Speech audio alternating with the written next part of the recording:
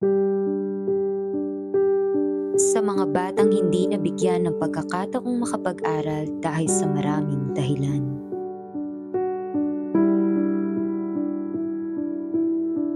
Tanong number 3. Yan nga, sige nga, Kyla. Basa ang mga bata.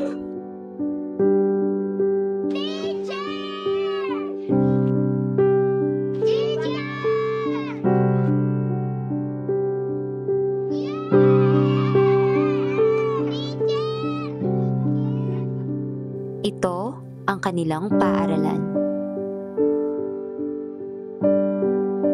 Sabi nila, basta marunong ka magbasa at magsulat, okay na. Pero paano na lang kung maging pagbabasa ay pinagdadamot pa?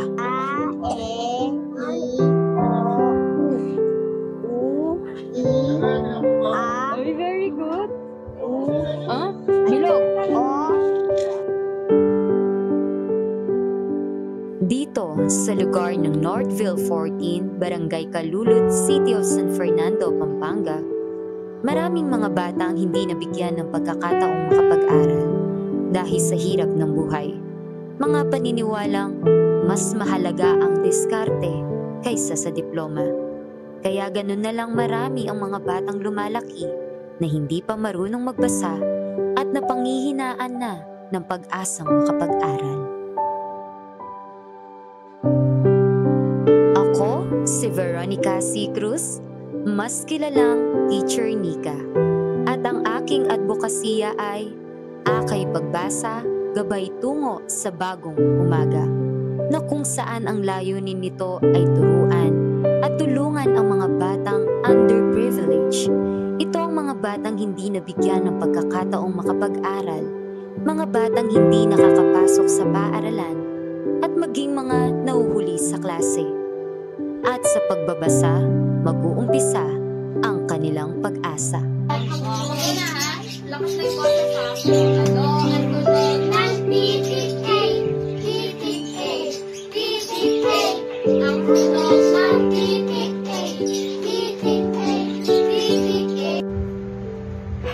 it's me, Babs Verona. Welcome back to our YouTube channel! So yun mga kabats, gusto ko lang i-share sa inyo na naumpisahan ko na yung pina-project ko na gusto ng puso ko na I think God wants this for me to do this. Okay, itong project na to na basa mga bata. Ayun, parang ganun siya, magbasa yung mga nakatira dito sa malapit sa amin, yung mga batang hindi nag-aaral, yung mga bata na mabagal pa magbasa at hindi pa ganun kagaling magbasa. Ang Akay Pagbasa, Gabay Tungo sa Bagong Umaga ay naumpisahan ko noong 2022. Sa kabila ng negatibong pananaw sa aming komunidad, tulad ng krimen at magulong lugar, ako ay determinadong ipakita na ang mga bata ay may kakayahan at karapatan na gabayan at bigyan ng mas magandang edukasyon. Okay, makinig ng mabuti. Kapag nag-a-add tayo, nabuo rin ang advokasya na ito dahil sa isang guro na naging inspirasyon ko. Guro na hindi natakot umpisahan ang unang hakbang sa pagbabago. Isang guro na naranasan rin ang hirap ng buhay. Mga pagdadamot at hindi pantay na pribilehiyo, ngunit nakapagbigay ng magandang epekto sa buhay ng mga kabataan. Kaya ngayon, ako naman ang magiging isang guro na tutulong sa mga batang nais rin naman umunlad sa mundo, mga batang nangangarap din. Kaya't simulan natin sa unang hakbang, maliit man o malaki. Darating ang panahon, kasama ka na, kasama na sila, sama-sama na tayong tutulong, magtuturo at magpapaganda ng ating komunidad para sa mga batang ngingiti habang pinapasalamatan ka.